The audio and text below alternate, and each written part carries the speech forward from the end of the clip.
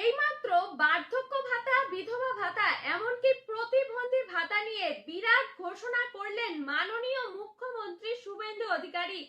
এই ভাতার পরিমাণ বাড়িয়ে 2000 টাকা করার ঘোষণা করলেন মুখ্যমন্ত্রী। এছাড়াও এই নিয়ে কি কি ঘোষণা করলেন মুখ্যমন্ত্রী শুভেন্দু অধিকারী, কবে থেকে এই টাকা আপনাদের অ্যাকাউন্টে দেওয়া হবে, আজকের এই ভিডিওতে জানিয়ে দেব। তবে আপনি যদি এই চ্যানেলটিতে নতুন হয়ে থাকেন তাহলে অবশ্যই এই চ্যানেলটি সাবস্ক্রাইব করবেন। তো চলুন ভিডিওটি শুরু করি। দেখুন, আপনারা তো প্রত্যেকেই জানেন যে এই বার্ধক্য ভাতা, বিধবা ভাতা এবং প্রতিবন্ধী ভাতার পরিমাণ আগে ছিল 1000 টাকা করে। তবে নতুন সরকার আসার পর থেকে সেই ভাতার পরিমাণ বাড়িয়ে করা হয়েছে 1500 টাকা।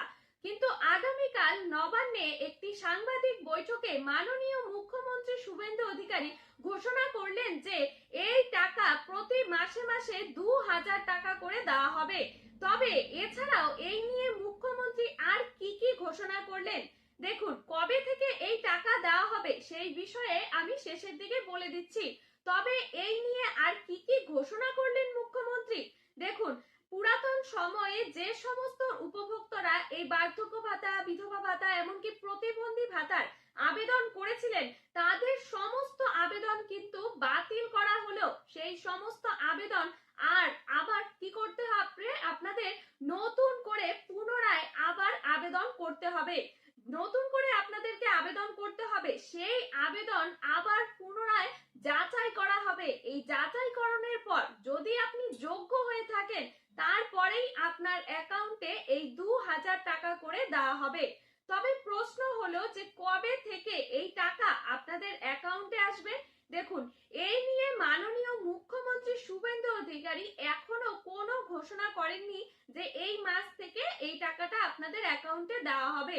তবে অনুমান করা যাচ্ছে যেহেতু আবার আপনাদের নতুন করে যাচাই করতে হবে এবং নতুন করে আবেদন করতে হবে, সরকার পুনরায় আবার এই সব তথ্য যাচাই করবে। যাচাই করার পর আপনাদেরকে, যদি আপনি যোগ্য হন, তারপরেই আপনাকে এই টাকাটা আপনাদের অ্যাকাউন্টে দেওয়া হবে।